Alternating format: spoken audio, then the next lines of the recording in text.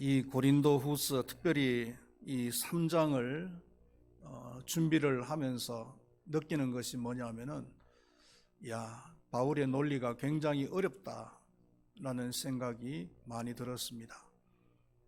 불과 얼마 전에 로마서 강의를 다 끝냈는데 사실 로마서 강의를 하면서도 제 자신도 준비를 하면서 굉장히 힘들었거든요. 그런데 로마서를 다 끝내고 났는데 이 고린도후서를 준비하면서 마치 로마서를 준비하는 듯한 그런 느낌이 들었습니다. 하여간 최대한으로 쉽게 말씀을 전하려고 노력을 해볼 테니까 여러분들께서도 성령님을 사모하시고 마음의 문을 활짝 열으시고 말씀을 들으시면 좋겠습니다. 코로나 기간이 지났습니다. 코로나 기간을 지나면서 생겨난 신조어가 하나 있습니다. 그게 뭐냐면은 마스크 미인이라는 말이죠. 이 마스크 미인이라는 말을 일명 다른 말로는 마기꾼이다 이렇게 말을 하기도 합니다. 이 마기꾼이라는 말의 의미는 못생긴 사람이 마스크로 자신의 못생긴 부분을 가리우고 잘생긴 사람처럼 보이도록 사기를 치는 것을 마기꾼이다 이렇게 부른다는 거죠. 잘못을 따지기 전에 마스크를 쓰면은 정말로 그 사람의 본 모습을 보기가 힘든 것 같아요. 그래서 코로나 기간 중에도 많은 실수를 한 것 같습니다. 어떤 사람은 마스크를 쓰고 저희 교회를 다녀갔는데도 불구하고 모르니까요. 본 모습을 모르니까 나중에 목사님 제가 큰바위 교회 가서 몇 번씩이나 예배를 드렸는데요. 이렇게 얘기하면은 모르는 거예요. 실수를 한 거죠. 오늘은 바울이 수근이 얘기를 하고 있습니다. 왜 수근이 얘기를 하는지 한번 나누어 보기를 원하는 것입니다. 본문으로 들어가기 전에 먼저 알아야 될 것이 뭐냐면은 바울 자신이 자신의 그 사도권에 대해서 계속 변정을 하고 있잖아요. 그 사도권에 대해서 변정을 하고 있는 이유가 뭐냐면은 자신의 개인적인 이권을 위한 것이 아니었습니다. 자신이 전하는 말씀과 그리고 사역에 대한 권위를 부여하기 위해서 자신의 그 사도권을 계속적으로 변정을 하고 있다는 것을 여러분들이 염두에 두시기를 바라겠습니다. 1세기 당시에 공적인 일을 하러 다니는 사람들은요, 추천서를 가지고 다녔습니다. 추천서를 가지고 다니면은 신분이 보장이 되는 것입니다. 오늘날의 신분증과 비슷한 기능입니다.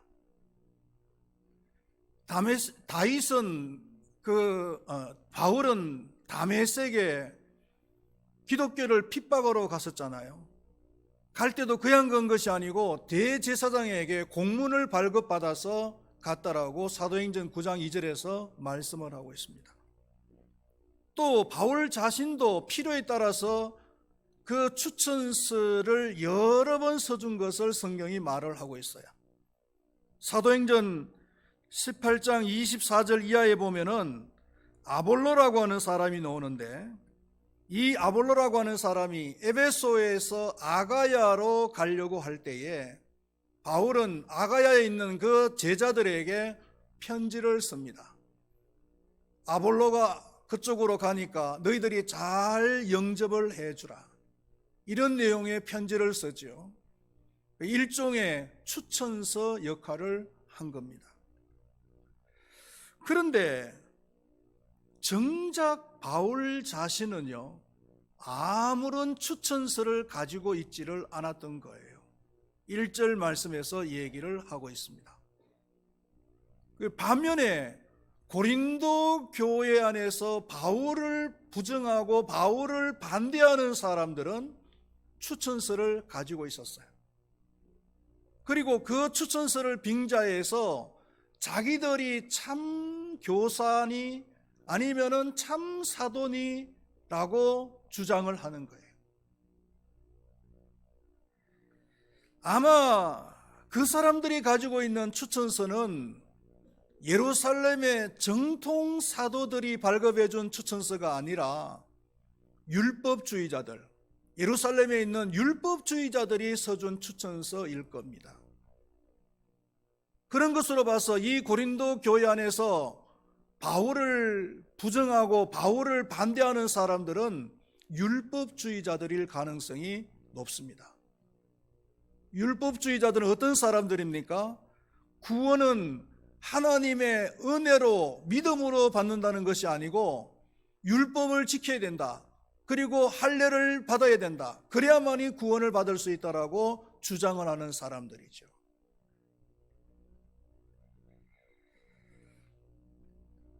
때로는 신분증이 없음으로 인해서 어려움을 겪는 경우도 있고 반대로 신분증 때문에 어려움을 극복하는 경우도 있어요. 오래전의 얘기지만은 제가 그 51사단 향군종 활동을 할 때입니다. 그 향군종 활동을 하면은 그 부대에서 향군종이라고 하는 신분증을 발급을 해줘요. 군인들하고 비슷한 그런 신분증을 발급을 해줍니다. 그 신분증만 있으면은 우리나라 모든 군부대를 자유롭게 드나들 수 있어요. 그런데 한 번은 후배 목사님하고 노예 행사 때문에 경상북도 쪽에 군부대들이 있는 그 지역을 이제 운전하면서 지나갈 일이 있었습니다. 무슨 행사를 앞두고 답사를 갔다 오는 길이었습니다. 근데 이제 운전을 후배 목사님이 했는데 기준 속도보다도 한 몇 킬로 정도를 더 오버를 했어요. 그러니까 그때는 CC 카메라가 있을 때가 아니고 교통순경들이 지키고 있을 때인데 그 교통순경한테 딱 잡혔어요. 그러면서 운전면허증을 내놓으라는 거예요. 그러니까 그 후배 목사님이 그 몇 킬로 초과된 거 가지고서 너무하네 그러면서 막 불평을 늘어놓았어요. 불평을 늘어놓으니까 그 교통순경이 두말 안 하고 빨리 신분증을 내놓으십시오. 그렇게 얘기하는 겁니다. 제가 옆좌석에 조수석에 앉아 있다가 향군종 신분증을 꺼냈어요. 향군종 신분증을 꺼내가지고 보여주면서 지금 저희들이 좀 바쁩니다. 한마디 했어요. 한마디 했더니 이분이 그 향군종 신분증을 보더니만은 아이고 바쁘신가 보죠. 지금 방금 군부대가 지나갔습니다. 빨리 따라가세요. 그리고는 보내주는 거예요. 향군종 신분증 때문에 위기를 한번 극복한 적이 있습니다. 그러나 바울은 추천서에 대해서 변호하기를 어떻게 변호하느냐 하면은 나의 추천서는 이런 종이로 된 것이 아니고 고린도 교회 성도 여러분들이 나의 추천서다, 나의 편지다 이렇게 얘기를 합니다. 2절 말씀 우리 한번 다 같이 읽어볼까요? 너희는 우리의 편지라 우리 마음에 썩고 무사람이 알고 있는 일름바라. 이 고린도 교인들은 어떤 사람들입니까? 바울이 전도를 했고 바울로 인해서 예수를 믿게 되었고 바울 때문에 구원받은 사람들이잖아요. 그러면서 이것은 먹으로 된 것이 아니고 영으로 된 것이다. 그리고 돌판으로 된 것이 아니고 마음에 선 것이다라고 얘기를 하고 있습니다. 3절 말씀 이어서 읽어보겠습니다. 너희는 우리로 말미암아 나타난 그리스도의 편지니 이는 먹으로 쓴 것이 아니요 오직 살아계신 하나님의 영으로 쓴 것이며 또 돌판에 쓴 것이 아니요 오직 육의 마음판에 쓴 것이라. 여러분, 신분증이나 아니면 이런 증명서 같은 것을 보여줘야 믿는 사회가 좋은 사회일까요? 아니면은 신분증이나 증명서 같은 것이 없더라도 말이나 아니면은 마음으로라도 믿어주는 그런 사회가 좋은 사회일까요?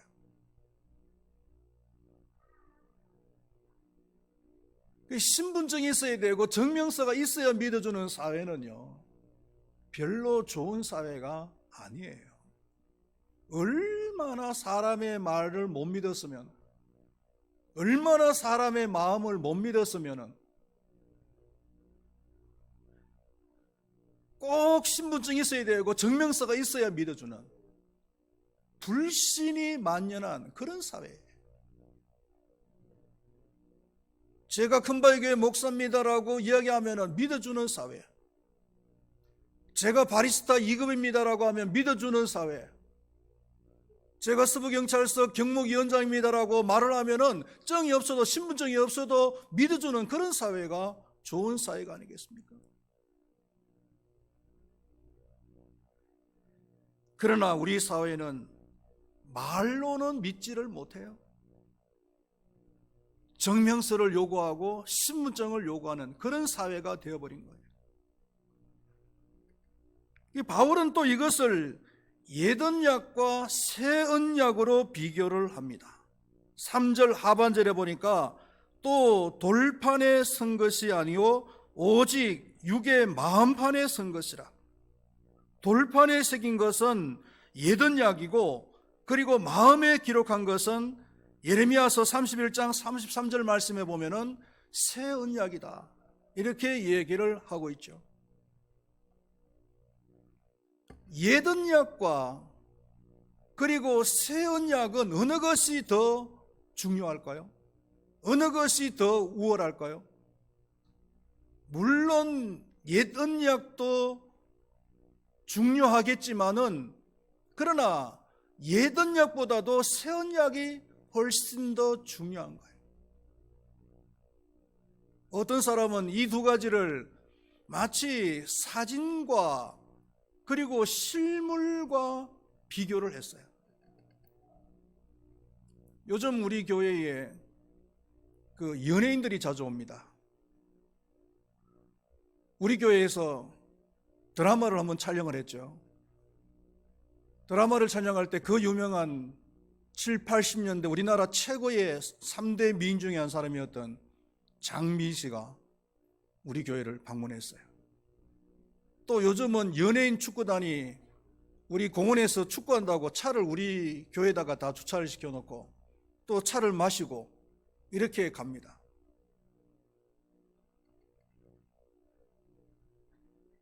그 드라마를 촬영할 때 그 장미 씨를 제가 바로 1m 앞에서 서로 마주친 거예요. 교회 안에서. 7, 80년대 그 장미 하면은 무총각들의 마음을 설레게 했던 연인이었잖아요. 우리들도 그 영화나 드라마나 아니면 사진을 통해서 그 장미 씨의 그 모습을 얼마나 많이 봤습니까? 가슴 졸이곤 했던 그런 기억이 있는데, 그런데 아무리 영화나 드라마나 사진으로 봐도 실물을 보니까 몇 배나 실감이 있는 거예요. 바로 제 눈앞에서 탁 나타나더라고요. 그러니까 사진이 좋으냐 아니면 실물이 좋으냐 했을 때 사진이 아무리 좋아도 실물보다는 못하는 겁니다. 마찬가지로 구약 옛언약이 아무리 좋지만은 그러나 새언약보다는 좋지 않다는 거죠. 그 마찬가지로 바울은 이런 논리를 펴는 거예요. 영적 추천서가, 자기가 주장하는 영적 추천서가 거짓 사도들이 가지고 다니는 먹으로 쓴 추천서보다도 훨씬 더 훌륭하다, 더 우월하다라는 이런 논리를 지금 펴고 있는 거예요. 그러면서 바울은 자신이 새 언약의 일꾼이 된 것에 대해서 만족한다, 이렇게 얘기를 하고 있습니다. 5절과 6절 말씀을 우리 한번 다 같이 읽어보겠습니다.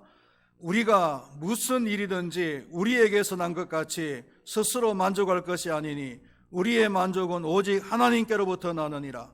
그가 또한 우리를 새 언약의 일꾼 되기에 만족하게 하셨으니 됐습니다.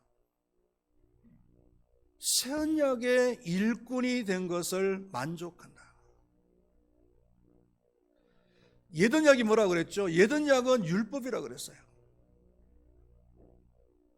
하나님께서 율법을 주신 목적이 뭐냐 하면은 율법주의자들이 주장하는 것처럼 율법을 다 지켜야 구원을 받는다는 것이 아니라는 겁니다. 만약에 율법을 다 지켜야 구원을 받을 수 있다라고 한다면은 구원받을 수 있는 사람은 아무도 없어요. 왜 그렇습니까? 율법은 완전하잖아요. 완전한 율법을 어떻게 불완전한 인간들이 그 율법을 다 지킬 수가 있겠습니까? 그렇기 때문에 하나님께서 율법을 우리에게 주신 이유가 뭐냐면요, 그 완전한 율법 앞에서 나는 율법을 다 지킬 수 없는 죄인이구나 라는 것을 깨닫게 하는 거예요. 나는 죽을 수밖에 없는 죄인이구나라는 것을 깨닫게 하기 위해서 율법을 주셨다는 겁니다. 그런 의미에서 율법은 죽게 하는 것이란 말이에요.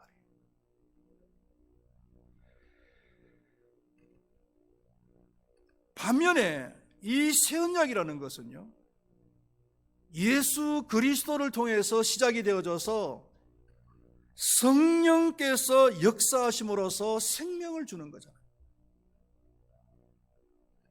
그러므로 이 새 언약이라는 것은 살리는 거예요. 6절 하반절을 한번 읽어볼까요? 율법 조문으로부터 시작. 율법 조문으로 하지 아니하고 오직 영으로 함이니 율법 조문은 죽이는 것이요 영은 살리는 것이니라. 죽이는 율법도 좋은 점이 있어요. 그것은 사람들로 하여금 죽을 수밖에 없는 죄인이라는 사실을 깨닫게 만들어주고, 그래서 구원자의, 내 힘으로는 구원받을 수가 없으니까 또 다른 구원자의 필요성을 느끼게 만들어주는 역할이 바로 율법이 하는 역할이란 말이죠. 그래서 율법의 두 번째 기능은 사람들을 구원자이신 예수님께로 인도하는 것. 이것을 갈라디아서 3장 25절에서는 초등교사라고 얘기했고, 구역 성경에서는 몽학선생이다 라고 얘기를 했습니다. 그러므로 율법도 영광스러운 부분이 있어요. 하물며 영으로 생명을 얻게 하는 새 언약은 더 영광스러운 것이라는 겁니다. 7절과 8절 말씀을 읽어보겠습니다. 둘이 돌에 서서 새긴 죽게 하는 율법 조문의 직분도 영광이 있어 이스라엘 자손들은 모세의 얼굴에 없어질 영광 때문에도 그 얼굴을 주목하지 못하였거늘 하물며 영의 직분은 더욱 영광이 있지 아니하겠느냐. 그러므로 율법을 전하는 직분도 영광이 있다면은 새 언약을 전하는 직분은 율법을 전하는 직분보다도 훨씬 더 영광스럽다. 이게 바울의 논리란 말이에요. 9절 말씀을 읽어보겠습니다. 정죄의 직분도 영광이 있은즉 의의 직분은 영광이 더욱 넘치리라. 그래서 바울은 자신이 새 언약을 전하는 그 직분을 받은 것에 대해서 만족을 한다. 바울은요, 세상의 조건들이 충족되어짐으로 자신의 영혼이 만족되어진다라고 얘기를 하지 않았어요. 하나님께서 자신에게 주어진 그 직분, 새 언약을 전하는 그 직분을 맡은 것에 대해서 감사한다, 만족한다, 그렇게 얘기를 했습니다. 이쯤에서 우리의 만족은, 우리의 감사는 어디에 있는가 한번 생각을 해보면 좋겠습니다. 수입이 많아지고 아파트 평수가 넓어지고 아니면 자녀들이 잘 되어져야 만족하는 삶을 살아가는 것입니까? 바울처럼 하나님께서 나에게 주신 그 직분, 그 직분에 대해서 만족해하고 감사할 수 있는 우리 모두가 될 수 있기를 축원드리겠습니다. 그래서 하나님께서 주신 직분에 대해서 감사하고 충성스럽게 감당할 수 있는 우리 모두가 될 수 있기를 축원드리겠습니다. 바울은 이어서 모세가 수건을 쓰고 나타난 얘기를 하고 있어요. 13절 말씀을 우리 한번 다 같이 읽어보겠습니다. 우리는 모세가 이스라엘 자손들에게 장차 없어질 것에 결국을 주목하지 못하게 하려고 수건을 그 얼굴에 쓴 것 같이 아니하노라. 이 얘기는 출애굽기 34장 29절에서 35절까지의 내용을 근거로 하는 내용입니다. 모세가 시내산에 올라가서 율법을 받아가지고 내려올 때 얼굴에 밝은 광채가 났죠. 그래서 사람들이 그 얼굴을 보지를 못했어요. 두려운 마음이 생겨서 모세의 얼굴을 감히 못 봤단 말이죠. 그래서 모세가 사람들이 있을 때는 얼굴에 수건을 쓰고, 그리고 하나님의 전에 가서 하나님과 1대1로 관계를 할 때는 그 수건을 벗었다라고 얘기를 하고 있습니다.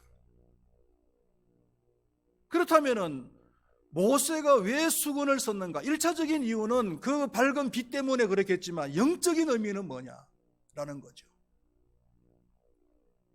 여러 가지 설이 있습니다만은 다른 사람들의 설은 차치하고 오늘 이 고린도후서를 기록한 바울의 그 해석을 보면은요, 구약의 이스라엘 백성들은 영적으로 어린아이처럼 아주 어린 그런 상태에 있었다는 겁니다. 그래서 하나님께서 율법을 주셨을 때 율법의 가치에 대해서 충분하게 이해를 못했다는 거예요. 율법이 유익이 있고 또 영광스러운 부분이 있긴 있습니다만은 그럼에도 불구하고 율법은 일시적인 것이잖아요. 예수 그리스도가 오실 때까지 일시적인 것이고, 그리고 새 언약을 예비하는 것에 불과하다는 거예요.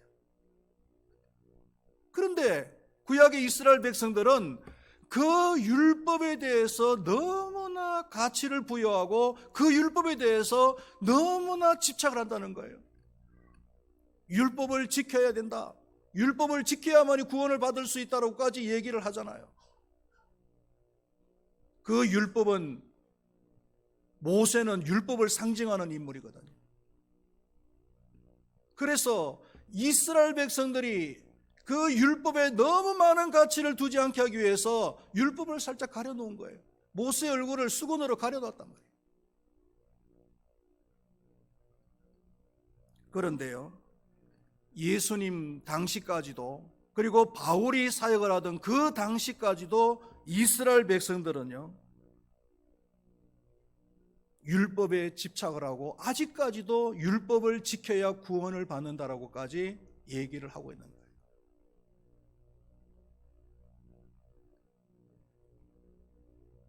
아직까지도 과거에 그 수건을 치우지 못하고 영적인 어두움에 있다는 거예요. 바울은 이것을 지적하는 거예요. 14절과 15절 말씀을 또 읽어보겠습니다. 그러나 그들의 마음이 완고하여 오늘까지도 구약을 읽을 때에 그 수건을 벗겨지지 아니하고 있으니 그 수건은 그리스도 안에서 없어질 것이라. 오늘까지 모세의 글을 읽을 때에 수건이 그 마음을 덮었도다. 이미 예수 그리스도께서 오셔서 구약의 율법을 밝혀 주셨음에도 불구하고 그 율법주의자들은 여전히 그 율법에다가 집요하게 율법을 따르고, 그리고 율법의 가치를 갖다가 중요하게 둔단 말이죠. 심지어는 율법을 지켜야만이 구원을 받을 수 있다. 그래서 바울은 그 사람들이 아직도 수건을 쓰고 있는 사람이다. 수건을 쓰고 있으니까 율법에 대해서 진정한 가치를 모른단 말이에요.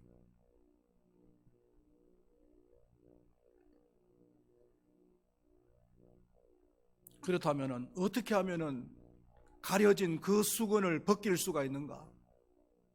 어떻게 하면 그 새 언약에 대한 바른 이해를 할 수가 있는가라는 거죠.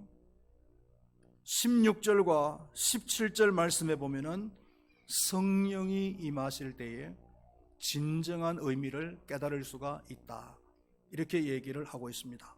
16절과 17절 말씀을 읽어보겠습니다.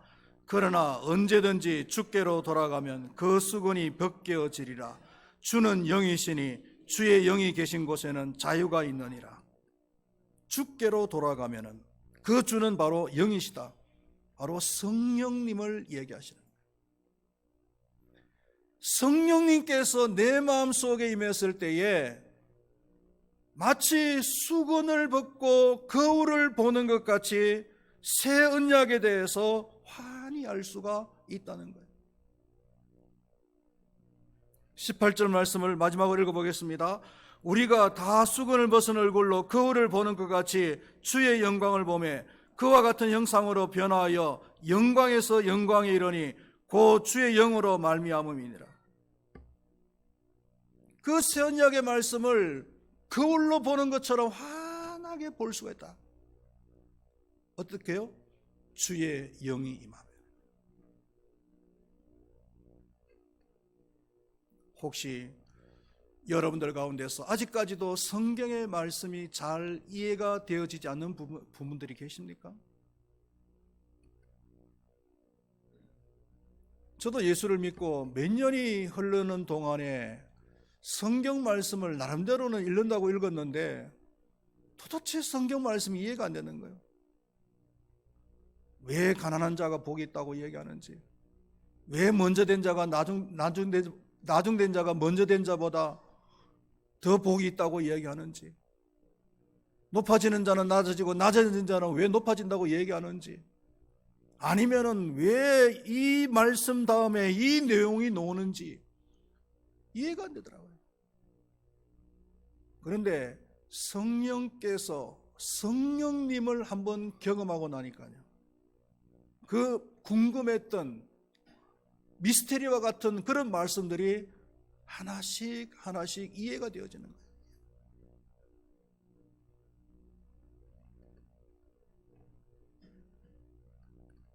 성령님의 임재를 구하시기를 바랍니다.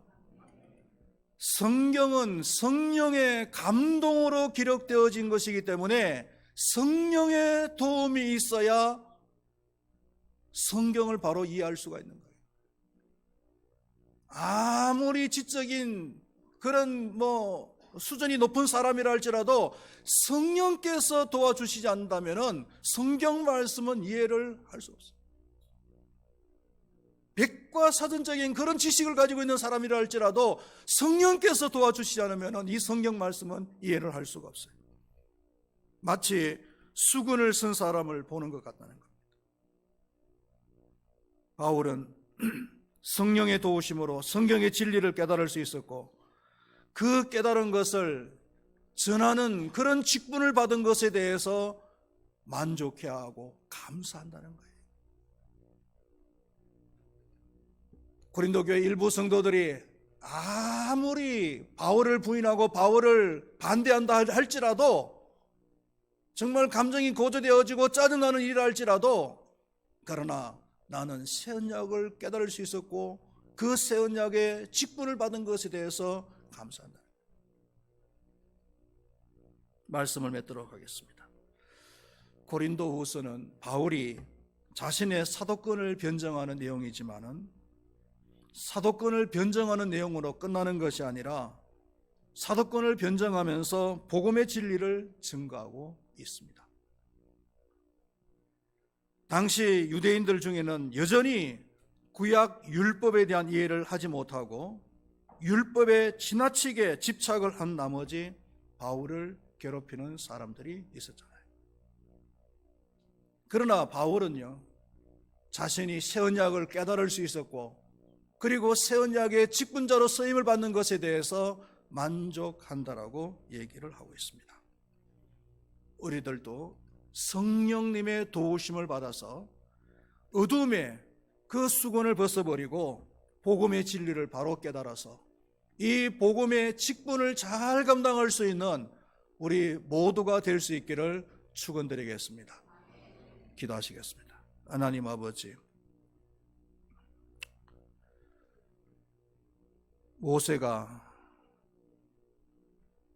수건을 쓴 것은 그 당시 사람들이 율법에 대해서 너무나 중요성을 부여하고 집착을 할까봐 모세의 얼굴에 수건을 세워서 율법에 대한 가치를 가려 놓았습니다. 율법은 나름대로 의미도 있고 또 역할도 하지만은 그러나 일시적인 것이고 새 언약이신 그 예수님께서 오시면은 그 역할은 어느 정도 끝이 나는데 예수님께서 오셔서 또 사도 바울이 복음을 증거하는 그 당시까지도 율법주의자들은 율법에 대한 수건을 쓰고 있었습니다. 율법에 대한 진정한 가치를 모르고 있었습니다. 율법은 절대로 다 지킬 수 있는 것이 아닙니다. 율법을 지켜야 구원을 받는다라고 말한다면 아무도 구원받을 사람이 없습니다. 율법은 완전한 것이기 때문입니다. 새 언약은 예수 그리스도를 통해서 하나님의 은혜로 구원을 받는다라고 말씀을 하고 있습니다. 이 귀한 진리를 깨달은 사도 바울은 이 진리의 직분자로 쓰임을 받는 것에 대해서 만족해하고 감사한다라고 고백을 하고 있습니다. 우리 금바위교회 모든 성도님들도 성령님의 도우심으로 이 진리의 말씀을 잘 깨달아서 이 진리의 말씀의 직분자로 귀하게 쓰임받는 충성스럽게 쓰임을 받는 모든 성도님들이 다 되게 하여 주시옵소서. 감사합니다. 예수님의 이름으로 기도드리옵나이다. 아멘.